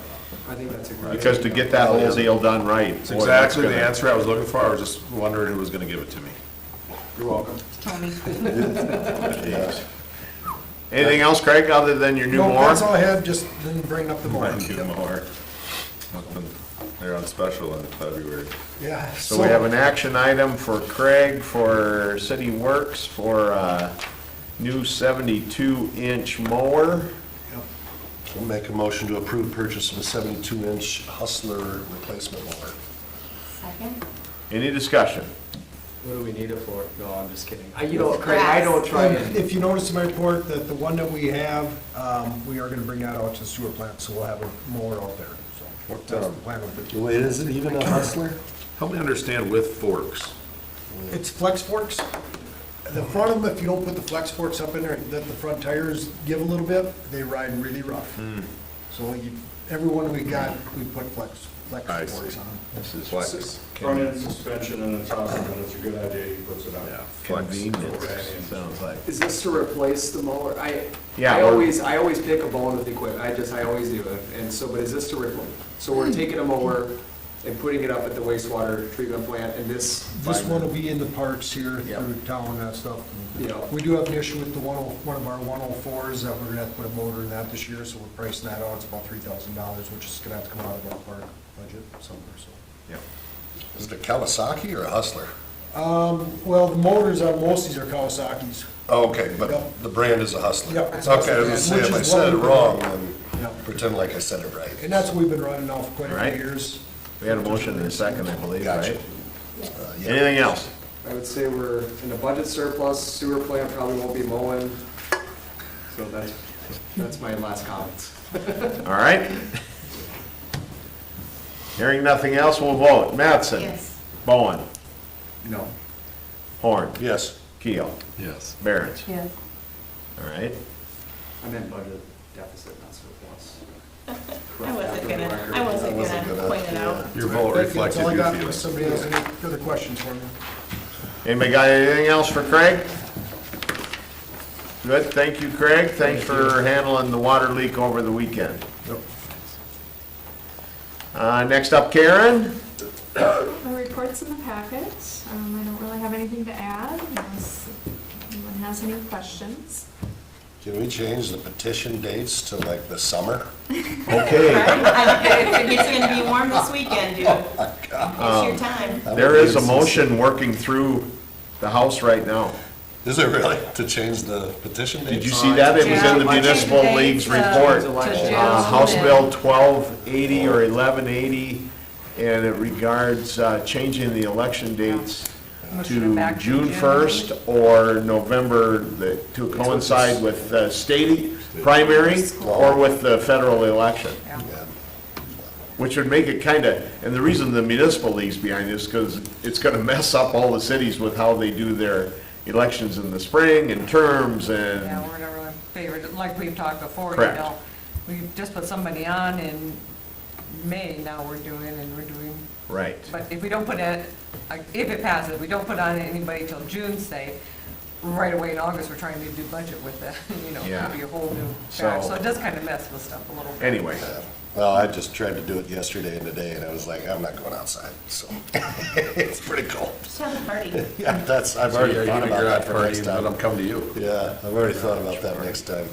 All right, Karen, you got some action items, I I do have see. one action item. The auditors got our 2024 annual report done. Yep. So I've looked that over. It all appears to be in order. They'll do the actual audit later this summer, but this is the annual report that'll get filed with the state once you guys approve it. Motion to approve the 2024 annual report as presented. Second. Any discussion? Hearing none, we will vote. Barron's? Yes. Keel? Yes. Horn? Yes. Bowen? Yes. Mattson? Yes. All right, anything else, Karen? Nope, that was it. Keep the money counted. All right. Last under reports, Teresa Seidel. Make mine quick and easy. Just things to point out, we are going to have interviews for the new chamber director this Thursday. Ryan and Lisa and Arden will be a part of those. Plus we have 2 members from the chamber. It's going to be Scotty and then Casey Goebel is going to sit on it. So we have 3 candidates. We're going to start our interviews we're going to do one at 4, 5, and 6. So about 45 minutes for an interview and then 15 minutes for a discussion. So we should have some kind of recommendation after that time to bring to the council. Hopefully, we have this candidate. Our transportation alternative grant for the trail along Mickelson, they were hoping to get to it on January's meeting. It got pushed back like everything else's, and it's not going to be till the February meeting. I actually got word about that, so we're still waiting on that. And then just to let you know, there's going to be a Zoom meeting FEMA's going to hold tomorrow morning. I'm going to sit in on that to discuss. If you remember about a year and a half ago, I told you FEMA's going through and doing a lot of updating to their maps. I looked over what they suggest for Hartford. It looked like ours is pretty much going to stay the same, nothing major here, but they were going to do some major updates in Sioux Falls, Dale Rapids, and so there was kind of some concerns about how FEMA was, the information they were using to update the maps and how correct it was or whatnot, so they kind of put everything on hold.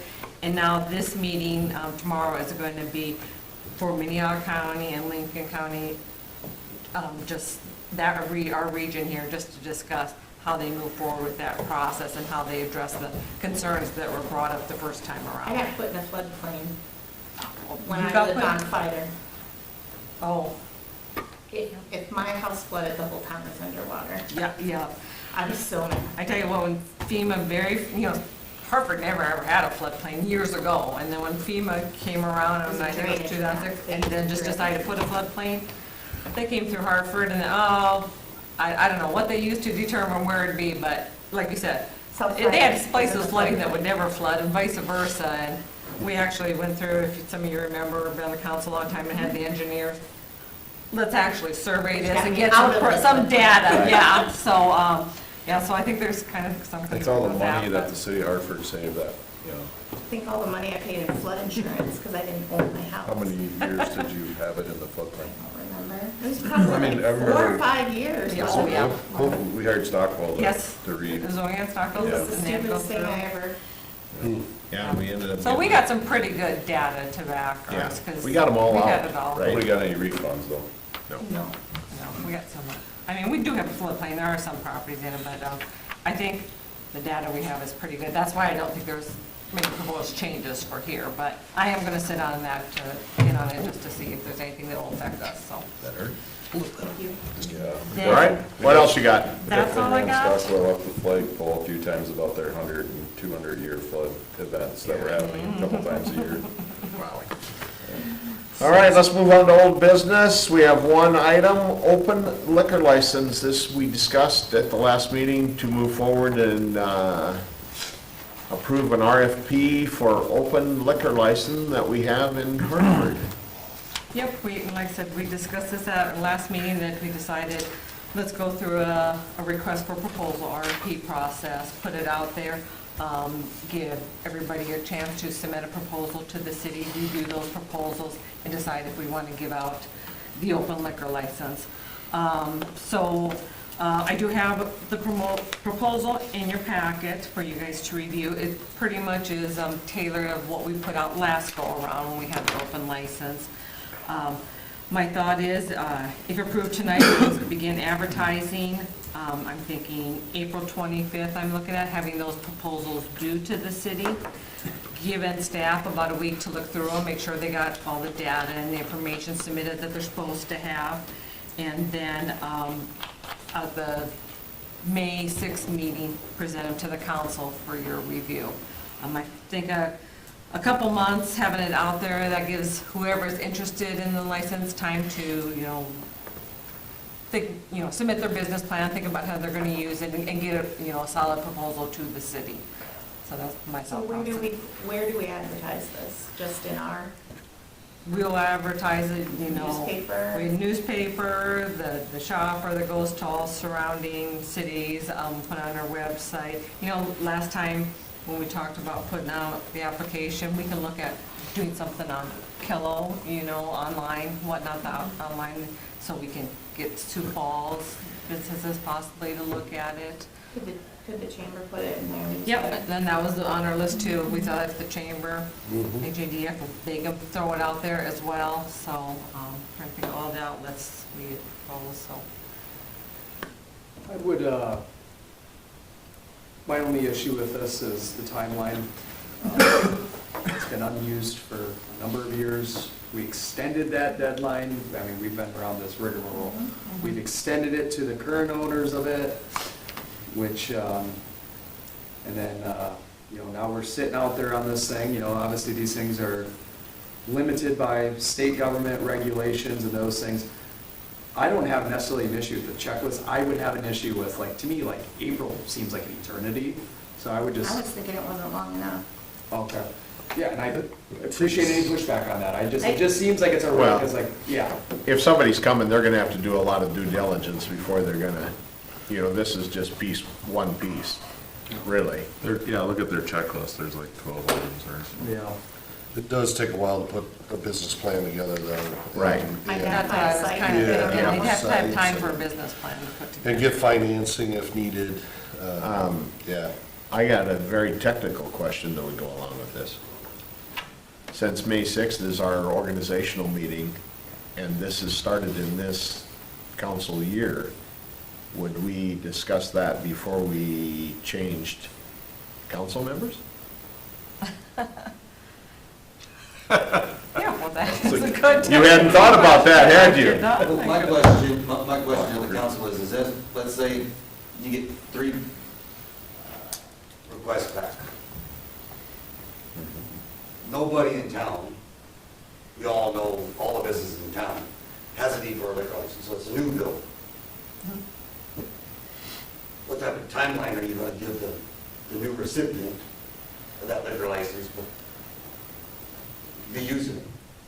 It has to be That has to be renewed all every part year, of their proposal. right? Well, and this. We renew it every year. Well, Yeah. but his question, so, the reason why we kind of want to put this, because we don't, because, since these things are limited by the state government, I know what I don't want to see, and I think all the council members would agree up here, I don't want to see somebody sit on it for 2 or 3 years. Well, that's what I'm saying, I mean, Yeah. construction can take, a year and a half, 2 years Right. for them to get built, so. But I would say, to answer your question, we're gonna need to have, because of the last situation when we had this, and not that they did anything wrong, the timing changed for them. Right, I understand their timeline changed. They're- And I mean, that's it why was I'm asking this nobody's- question, what? I wouldn't say it's anybody's fault. Is the I new think, recipient gonna have? I think we're gonna be aware of what this is when we have that So to discussion. your point, Benjamin, in the checklist, one of the items is date of opening. And so in my opinion, our stipulation would include some grace, should their date of opening not hit a certain date, but we would have to decide. Right. If that's 3 months grace, 6 months grace, 12 months grace. Well, it's good for a year, so they get it for the year, they renew it. They say that they're out 18 months on their application, for date open. Well, we all know life happens, suppliers don't come through at the right time. and Correct. stuff, contractors fall bill, emergencies, it gets pushed back another year. Now you're 2.5 years. Some of that we can't, really The can't same answer numbers. right now. That's why I'm I asking, mean, what type of timeline right. are you gonna, outside of this? I think we have to see who's gonna, To answer on the side of that, and Teresa, correct me if I'm wrong, the license, I mean, if you give them the RFP, they have to pay the license and buy the license now, correct? No. So all they're doing is submitting their proposal, they're going to pay a bid price for what it is. To hold. Then we're holding it for them, yes, basically. The actual license is like $1,500. The license will not be issued until they're up and running, yes, But from the state. is there a renewal on that whole? And that's gonna be up to the council, just Yeah, like then- the then last they- go around. Then they come to us. The reason I'm asking that is, you take the RFP, that's great, and they say that they're gonna get done in a year and a half from this. But it's 2 years before they get done. When it's time for renewals every year, you as a council have a chance on an existing license to say, we're not gonna renew you. It wouldn't even be on a renewal because it hasn't been issued. Yeah, we're not gonna issue So the actual the license. The point is valid, you guys have to look into it. correct. The RFP is holding the Gotcha. license Right. for it, yes, we're not issuing it. This is not till issuing the they're liquor license. We just want somebody to get interest and come to our town and put a restaurant in with a liquor license. We want to be pro-business. So doesn't the city have a restaurant license, though, if they're building a Correct. restaurant? They could do that also, absolutely. Right. But if they want to be a bar and they want to just come in and put up a sports bar in Ryan's garage, they got her. I think there's one already there. Wings and beer after meeting. All right, we need an approval to move forward with this? Yeah, with advertising, if you guys wanna move forward with it. Motion to approve the proposal for RFP as presented and approve it for Advertising. advertising. Second? Any more discussion? Hearing none, we'll vote. Barrett? Yes. Keel? Yes. Horn? Yes. Bowen? Yes. Mattson? Yes. All right? And to answer your question, probably be old business, because we've already discussed this here, so. She hasn't listened to anything else we said because I curveballed her because, see, Just lean over, you. You gotta well, that stick up makes for yourself sense every now though, and really. then. Yeah. Because I know every year when we do that transition, if we have old business, we deal with it before we Right. reset the new Into council. one. Yep. I've been here long enough to know that. All right. That should be the first sign. What's next? New business, review award bid for county chip seal on Highway 151. Motion to approve the low bid for the road guy. Second? Any discussion? Hearing none, we'll vote. Mattson? Yes. Bowen? Yes. Horn? Yes. Keel? Yes. Barron? Yes. All right, review approved job description for full-time wastewater plant specialist. It's a mouthful. This is the, Where did you find this summary?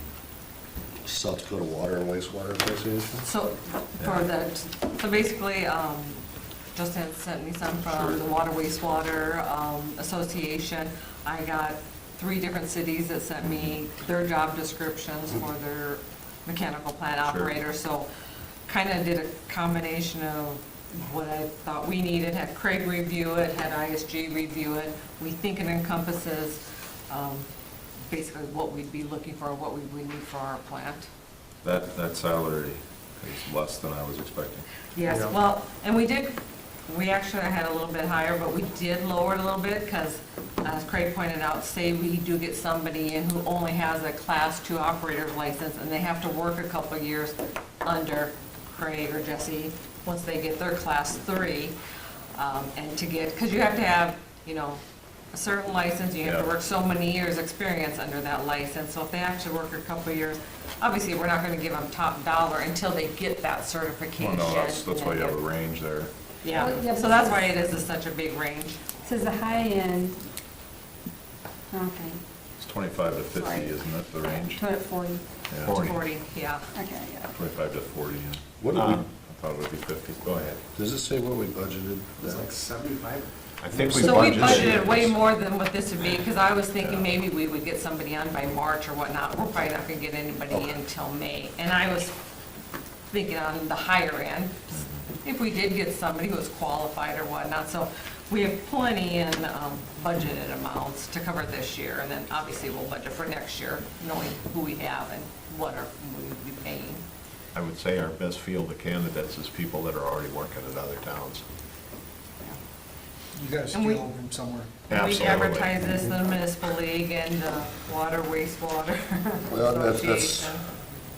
can we, I mean, legally, can we say, like, paid per experience to, I mean, like, list the amount there, but also say, experience? Depends on experience, yeah. I was Yeah, saying, and that depends. is in the job description. It is, It's, okay. yeah, pay- I don't want somebody to see that in another Yeah. town local. and Right before it say, says wage will "That's not enough." be, depending on experience and qualifications, It so. does say starting, Right. the starting wage range, not the whole Right, yeah, pay range. right. Oh, and It's see, not I'm the full looking at package, the- really, if you include the Oh, shoot. other benefits that So the this city is the- provides. Yeah, you gotta look at that. I'm looking at I was looking at the We motion. can advertise in different states because they can transfer their license through Reciprocity. Reciprocity, sure, yeah. And this is the Minnesota only to get person with this job description that we have, right? This is- Correct. yeah. Correct, yes, this They'll is be this is dedicated a to brand it. new job description position, yeah. But Craig, you'll be there, right? I mean, that's, once you get that license completed? Yeah. Okay. Well, you'll be beyond this, I would assume, I guess, with everything you do, so. The Class B CDL is the same as we require of our other city Require employees. all our public works the Setting Class B public CDL works. and the sprayer license, and we figure he'll be running equipment, he'll be spraying out at the wastewater plant. I said, we require that of all our public works employees, so. You know, yeah, the way it's worded too in there, that if we do have a snowstorm, he doesn't just live out there. If he's freed up, he's coming to help the public works. Yeah, I was Put gonna that ask. duties as assigned. Yeah, I was gonna ask that, That's so how obviously there's maintenance out there, because there's a road going out there, so how are we gonna plow that? I mean, like, is he gonna be mowing, because I Mowing imagine. in the summer. Why we're putting more out there. Yeah, that's why we're putting the mower out there. I should have changed my vote to the matter anyways. But, I guess this rate, how is that road gonna be plowed? What are we gonna drive out there? Probably. It'll be one of those things that, I mean, we really haven't had a winter to tell what kind of drifting we're gonna get in there. Yeah. There'll more likely be a skid steer out there, because you're gonna have chemicals that are gonna come in on pallets, so you're gonna have to unload that, so this person might be taking a skid steer and cleaning up driveway to get up, in and out, so. Okay. Compared to we asking for a snowmobile here in a year or two. Snowmobile, Plus, if we need to, we can always run equipment out that way. too. double mounted payloader. Cross-country skis. Motion to approve the job description for the full-time wastewater plant specialist as presented. Second. Any more discussion? Hearing none, we'll vote. Mattson? Yes. Bowen? Yes. Horn? Yes. Keel? Yes. Barron? Yes. All right, next up, updates on Western Avenue Improvement Project. Discuss the read loan options. This is a little situation that Teresa explained to me the other day. Go ahead. So a couple of these are updates, and the third one is to discuss the read loan. Street light, you know about that, we're not going to discuss that anymore, about how we have to pay for and take over the street lights along Western Avenue, so wanted to bring that to your attention. The community access grant that we applied for, the $600,000 grant, it was a 60/20. We applied for it back in May. It wasn't due until July 15th. The state had it by that time. We have email confirmation of that. The state employee that received that did not get it into the grant packet, so it was never seen by the grant committee. Unreal. So it's, she admitted it is definitely a mistake on their part, because she had it, but like I said, we have copies of the email. So it is a mistake on their part. She said we could apply for this next go-around because they have dispersed their grant funds, and I said, that's fine. I said, but part of the grant stipulation is you cannot start your project, and then apply on the backside. I said, we are starting this project this summer. That's why we applied last summer for it. And I said, so that doesn't do us any good unless you give us leeway, some leniency on being able to start our project. So she was going to run that up to her leadership since it was a mistake on the state side and get back to us. I have not heard anything. I tried just today to get a hold of her again. We don't have any answer on that. Who manages that grant? What department? We sent it to Daner, actually, I think has that. Yeah. Yeah, department, yeah. Sent that there. So, so we're kind of in limbo. I would hope to have more of an update for you today, but she still haven't got back to us, so I hope definitely by the next.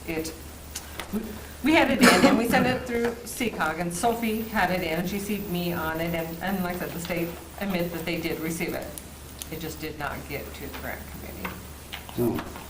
Well, let's keep on top of that. because Yes, we oh, need definitely. to, Yes, I told her that's part of our funding that we plan for this road, That's, that we are starting this summer.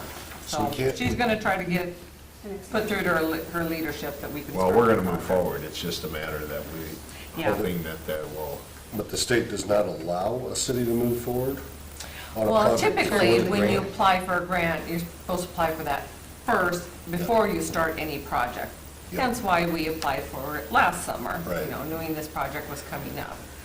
They usually don't give grant funding on the backside if you've already started a project.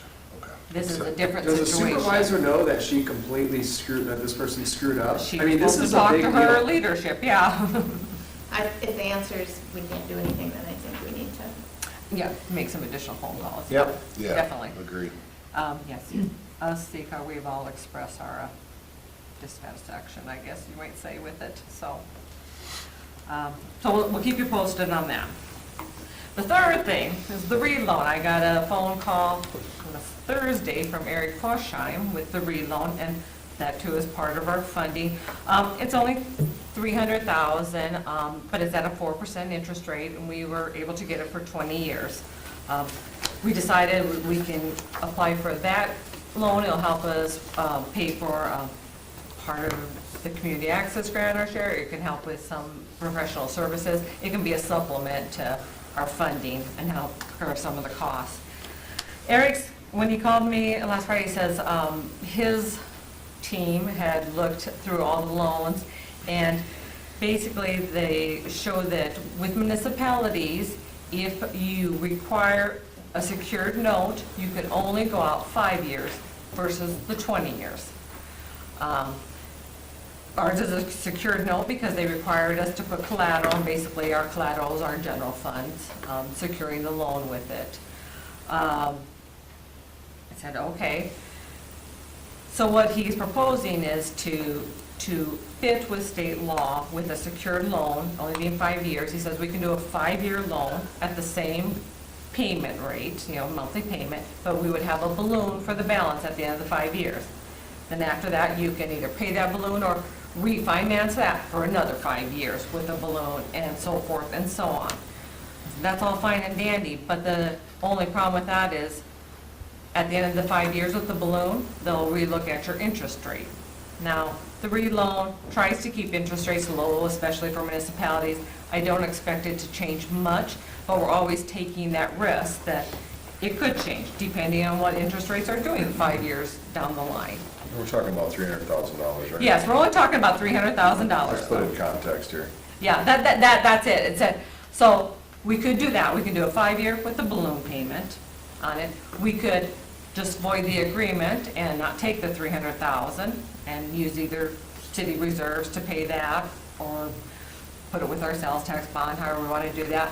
Or we can go back and ask their leadership to basically let us do an unsecured note. Because like you said, it's only $300,000. I don't think the city's really a flight risk or a bankruptcy risk for them. I don't think we're a high-risk category. We definitely have in reserves and assets over $300,000. My recommendation would be, let's go back to, since they missed this in the forefront once again, because our loan agreement says 20 years they're going to let us do this. Let's go back to them and say, okay, will you consider an unsecured loan? All they can do is say no, and then, like I said, it's only $300,000. We can cover it with reserves, but want to know if we're all in agreement with that. Yep. Agree. I think it's worth the You form ask. a motion for that? Yes, please. Then I can say, I'd like to make a motion to revisit the loan, to change it to unsecured. Read loan, yeah. Loan, sorry. yep. Second. Any more discussion? Yes, I would like to comment on this, Mr. Mayor. Yep. You've got a loan commitment paperwork here, legal document, Yes. committing the city and the REIT. It says on it, 20 years, it spells out everything about this. I realize that we don't want to upset the people at REIT, so holding their feet to the fire, but they didn't know what they were signing, they didn't know what their rules were when they signed a loan commitment with you guys. I would ask that if you're gonna go back and work with them, that you as a council, let them know that they screwed up, because I'm pretty certain that if you wanted to spend money with the city attorney, you could hold them to this agreement. Without doubt, they would be held, no matter what their policies are and what the rules are. If they were a bank and the bank signed this loan commitment with you, and then they came back and said, oh, sorry, the board said doesn't follow our policies. Travis, you as a business owner would probably say, hey, you signed a loan commitment with me, you're gonna live by it, right? Here's my attorney's number. Yep, here's my attorney's number. Well, that's why I think we can go back to them, because we So, have breach As of. a taxpayer in the You can community, start I'm with a just, friendlier tone. Yeah, yeah. I'm just asking you to Definitely point make it out sure- to them. point it out very strongly to them that they made a commitment, and perhaps part of where you guys get through this is they can change a policy that they have? Because I'm guessing that there's no legal, there's nothing legally in their lending that says that they can't do that. It's got to be within their policies of the group. Because every bank has, I mean, there's banking regulations of what you can do, but then every bank has their own lending board rules of what they say they'll do, whether they'll do this unsecured, secured, whatever it might be. Yep. So I just ask that you please do that. Yep. It'll definitely be mentioned. All right? We still good with our motion? Sure, I am. All right? Hearing nothing else, we'll vote. Mattson? Yes. Bowen? Yes. Horn? Yes. Keel? Yes. Barons? Yes. All right, thanks, Tony. You said you're banking went through. They would hold you accountable. Amen to Yes. that. Yes. All right, we have one other topic under new business that we can either discuss tonight or move to next meeting, since we got a few other things we're gonna have to talk about. Motion to table Yeah, to next meeting. Second. I think that'd be a great idea. Can we have some discussion on that? Nope, no discussion on the table. Okay, that's great. We will vote. Barons? Keel? Yes. Horn? Yes. Bowen? No. Mattson? Yes. All right. Sean riled up. Can't figure it out. Try it. All right, we need to make a motion to go into executive session for contract negotiation, legal, and economic development. Can we say all three? Well, the contracts will fall under legal. Under economic development. So moved. Second. All in favor? Aye. Opposed? Opposed? John? So, let's see.